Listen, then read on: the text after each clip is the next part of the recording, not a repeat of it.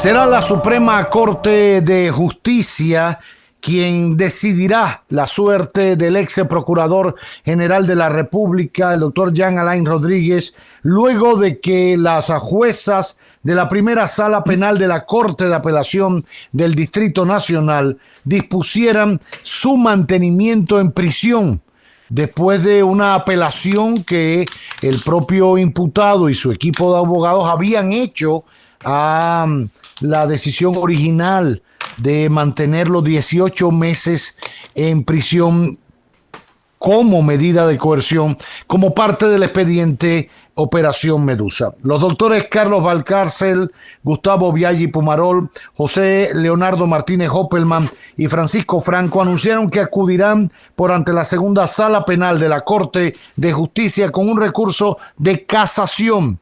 Tan pronto la secretaria del tribunal les notifique la decisión que dispone además el mantenimiento en prisión de Juan Ibarra Forteza, exdirector de tecnología de la Procuraduría. Para conocer los pasos a profundidad, saben que siempre nos ha gustado educar sobre la base de la noticia, a veces buscando tener impacto o alcance. Cualquiera de los medios hace un titular que no está apegado a toda la verdad.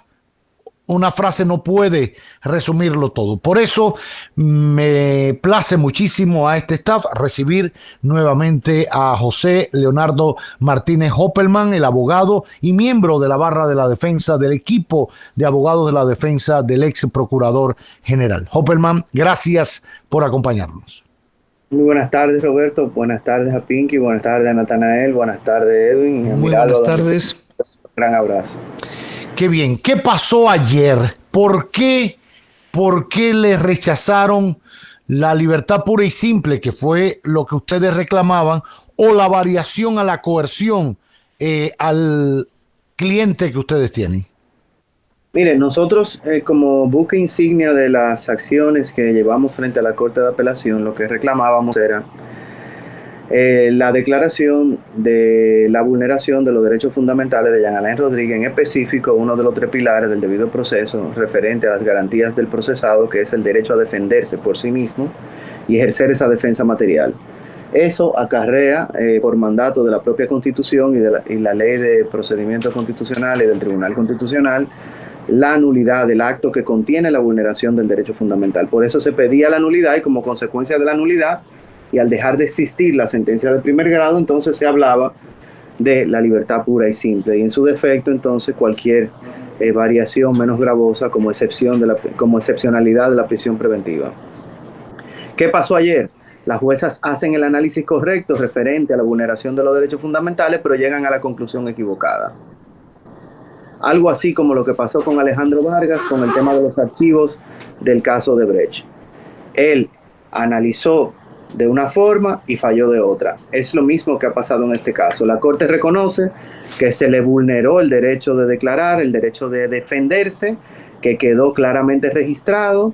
Dijo que también intentó ocurrir eso en la Corte de Apelación, pero que la Corte lo frenó, y reconoce que es un derecho fundamental del imputado, pues defenderse a amplias y anchas en la manera y modo en que lo entienda, sin ningún tipo de interrupción o coartación de ese derecho. Sin embargo, cuando comprueba esa vulneración, no aplica la sanción que la ley y la Constitución establecen para el acto que contenga la vulneración del derecho fundamental o de la norma constitucional. Y entonces rechaza los recursos y confirma la medida. ¿Me escuchan? Sí, perfectamente. Rechaza los recursos y confirma la medida impugnada.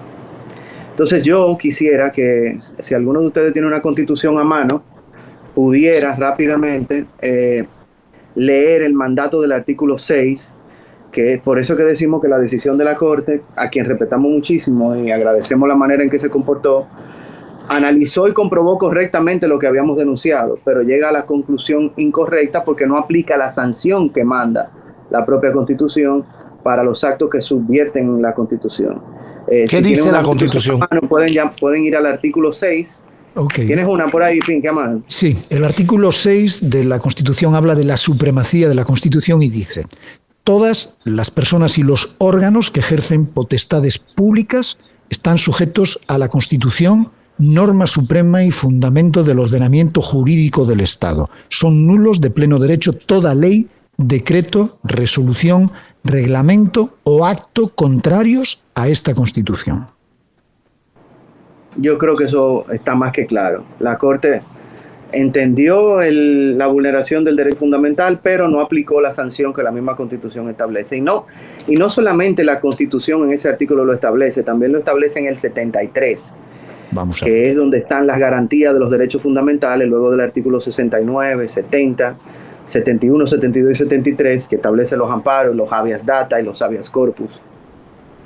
Ahí se establece también esa supremacía de la Constitución y la nulidad de los actos que subviertan el orden constitucional. Pero no solamente se queda ahí el legislador dominicano, sino que en la ley 137 de procedimientos constitucionales, en la declaratoria de principios, hay uno de los principios que es la inconvalidación de los actos contrarios a la Constitución. Es decir, un acto que fue contrario a la Constitución no puede ser convalidado o enmendado, porque el mismo tiene dentro de sí la vulneración de un derecho fundamental o de una disposición constitucional. O sea, la Corte analizó correctamente los hechos, pero aplicó muy mal el derecho. El artículo 73 habla de la nulidad de los actos que subviertan el orden constitucional, ¿no? Y lo que dice son nulos de pleno derecho los actos emanados de autoridad usurpada, las acciones o decisiones de los poderes públicos, instituciones o personas que alteren o subviertan el orden constitucional y toda decisión acordada por requisición de fuerza armada. Esos son los dos artículos que en combinación establecen ese principio que todo el mundo conoce, de que todo acto contrario a la Constitución, la sanción aplicable es la nulidad. Entonces creo que eso está más que claro. ¿Por qué ir a la Suprema Corte de Justicia cuando todos sabemos que Hopperman, con tu permiso, para explicarle a nuestra audiencia, que quizás no vio ayer la audiencia, etcétera, ¿de qué vulneración de derecho estamos hablando en el caso de su cliente, el ex procurador Jean Alain Rodríguez? Que usted dice que la Corte de Apelación ayer reconoció que se le había vulnerado, pero no aplicó ¿cómo es que decíamos ayer? La sanción correspondiente en el justo derecho o algo por el estilo. Mire, ¿qué fue lo que ocurrió en primer grado? En primer grado, la jueza acordó decirle al ex procurador Jean Alain Rodríguez: mire, usted puede hablar, pero no se puede referir a las pruebas del proceso. Usted puede hablar de una manifestación final, de cómo usted se llama, quién es su familia. Y ella, escúchame, Hopperman, y ella no lo estaba diciendo a razón de que en el momento que estamos ahora del caso es conociendo la coerción. O sea, ni siquiera estamos en...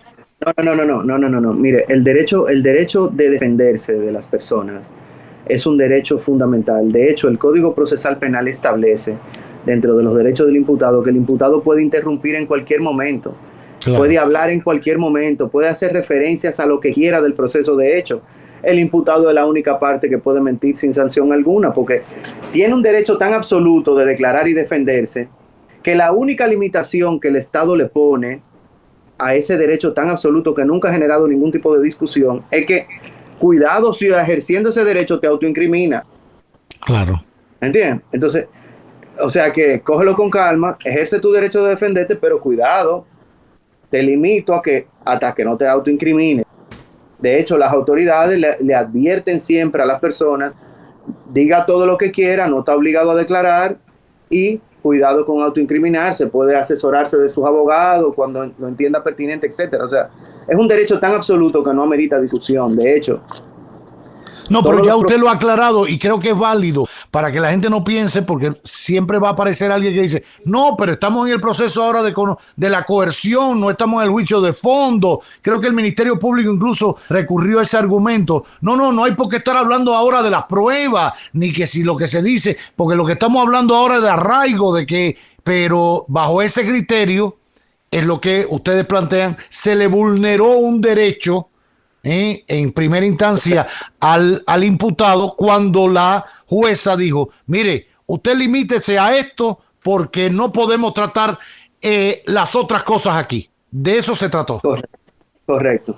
Y de hecho, la Corte llamó la atención sobre ese particular en este momento y llamó a la atención al Ministerio Público advirtiéndole que eso está mal hecho, que no se puede limitar el derecho de defensa de los imputados. Incluso leyó una sentencia de Colombia, sí, donde desglosa, de Costa Rica.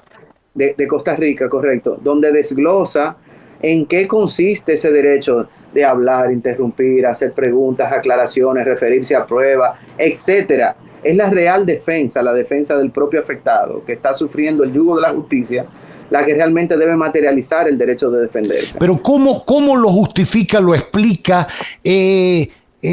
Da toda esa argumentación ayer la jueza a nombre de las dos juezas más que conforman ese tribunal colegiado, y falla todo lo contrario. Sí, eso ocurrió así.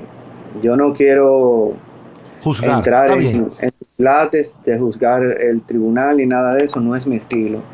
Yeah. Pero bueno, el próximo paso ante esa realidad. ¿Por qué hemos decidido ir a la Suprema Corte? ¿Por qué? ¿O por qué se está ponderando de manera profunda ir a la Suprema Corte de Justicia, para no afirmarlo de manera categórica? Porque se plantearon unas excepciones de inconstitucionalidad del artículo 234 del Código Procesal Penal, que establece condiciones para la imposición de prisión preventiva, diciendo que era un poder absoluto delegado a los jueces y que contravenía los principios de razonabilidad y proporcionalidad que establece la propia Constitución. Y además, el tema de la vulneración y comprobación por la Corte de esa vulneración de ese derecho fundamental es lo que nosotros entendemos que, por tratarse de esos dos aspectos, pudiésemos ir a la Suprema Corte de Justicia, aún cuando la Suprema Corte de Justicia, por el mandato del Código Procesal Penal, tiene limitado el acceso a ese tipo de discusiones sobre medidas de coerción, porque no es una decisión que le pone fin al proceso, no declara absolución o condena. Entonces, frente a ese entendido, nosotros entendemos que pudiéramos desarrollar una teoría que nos permita abrir la puerta de la Suprema Corte de Justicia, no solamente ya por el tema de Jean Alain Rodríguez, sino también por un tema de ir corrigiendo estos defectos del día a día del Poder Judicial, que mantienen en un estado de tercer mundo a los procesados y al sistema de derechos fundamentales de la República Dominicana.